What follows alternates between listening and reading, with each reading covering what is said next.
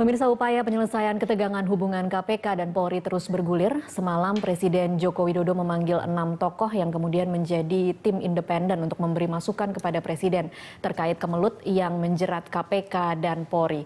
Dalam pernyataan persnya semalam, Presiden Jokowi secara tegas menyatakan tidak ada lagi kriminalisasi baik terhadap institusi KPK dan Polri.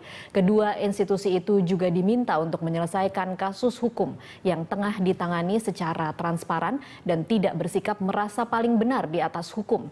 Akankah pernyataan tegas Presiden semalam akan mencairkan ketegangan antara KPK dan Polri?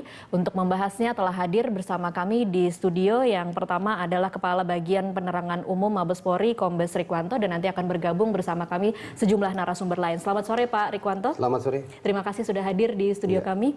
Ya Pak Rikwanto, kalau kita sama-sama mendengarkan pernyataan Presiden Jokowi semalam, jangan ada lagi kriminalisasi. Kalau saya bisa bertanya kepada pihak polisi, apakah pihak kepolisian merasa dikriminalisasi oleh KPK? Iya, pernyataan Presiden itu kan bukan hanya itu ya, harus proporsional, terang benderang, transparan, jangan ada yang merasa lebih superior, kemudian harus ditegakkan hukum ini, dan lain-lain. Terakhir, jaga kewibawaan kedua lembaga. Iya. Itu kan pernyataan orang-orang luar, pengamat, masyarakat atau siapapun menilai kemudian menganalisa kasus tersebut ya. Bisa ada yang mengatakan KPK mengkriminalisasi pejabat Polri, bisa juga masyarakat menganggap polisi mengkriminalisasi pejabat KPK. Itu hak sah-sah saja untuk itu. Hanya saja kalau kita fokus ya ini masalah hukum.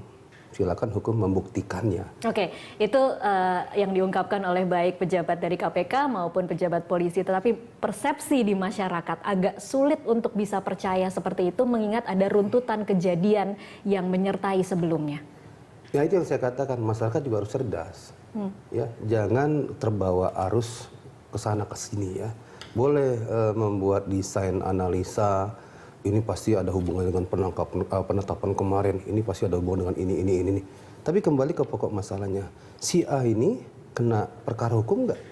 Si B ini kena perkara hukum nggak? Bisa nggak dia diproses hukum?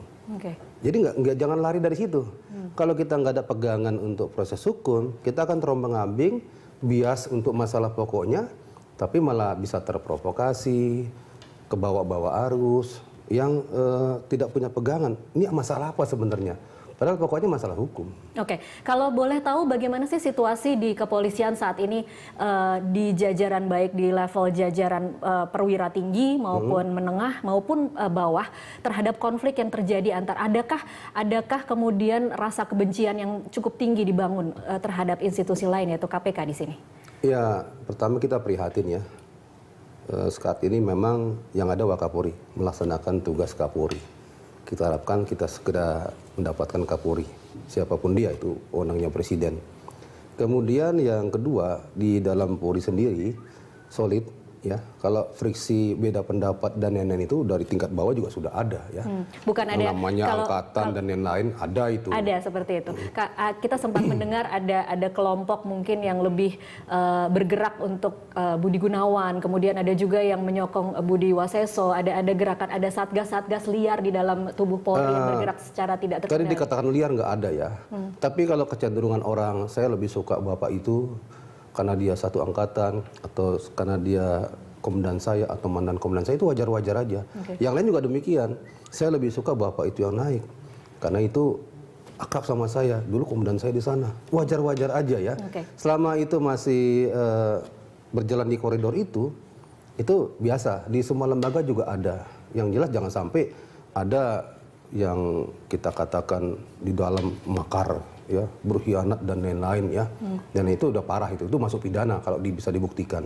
Oke, kalau kita kembali lagi ke kriminalisasi, apa yang mungkin bisa Pak Rikwanto katakan kepada masyarakat luar di sana untuk meyakinkan bahwa tindakan Polri menangkap kemudian menjadikan tersangka Wakil Ketua KPK Bambang Wijoyanto itu tidak berlandaskan motif lain selain motif hukum? Sebenarnya biasa-biasa aja. Itu kan muncul karena memang ada yang menganggap ya itu sesuatu yang tidak benar. Kemudian dihembuskan polisi, penyidik melakukan kriminalisasi. Itu kan penilaian sendiri, sebutan sendiri. Oke. Kemudian digenerasikan, digembar-gemborkan, terus di judgment kepada masyarakat. Polri itu begitu, kriminalisasi. Wah, tidak benar begitu. Kalau memang orang tidak salah, atau tidak punya salah, atau tidak bisa dipersalahkan, nggak usah takut.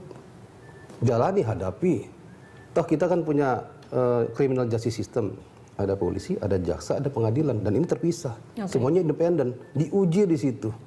Kalau polisi ngarang-ngarang, di jaksa pasti udah putus, udah nggak cukup unsur, atau P19 bolak-balik, ya, dan lain-lain. Begitu di jaksa udah menerima umpamanya, diuji di pengadilan, pengadilan juga bisa memutuskan sesuai dengan fakta yang ada. Jadi tidak usah khawatir tentang itu. Kalaupun ada hal-hal yang tidak pas, ada salurannya. Ya, bisa pra-peradilan, ya, bisa lain-lain juga. Oke, baik. Pak Rikwanto ditahan dulu, nanti kita masih akan kembali di segmen selanjutnya. Pemirsa tetaplah bersama kami.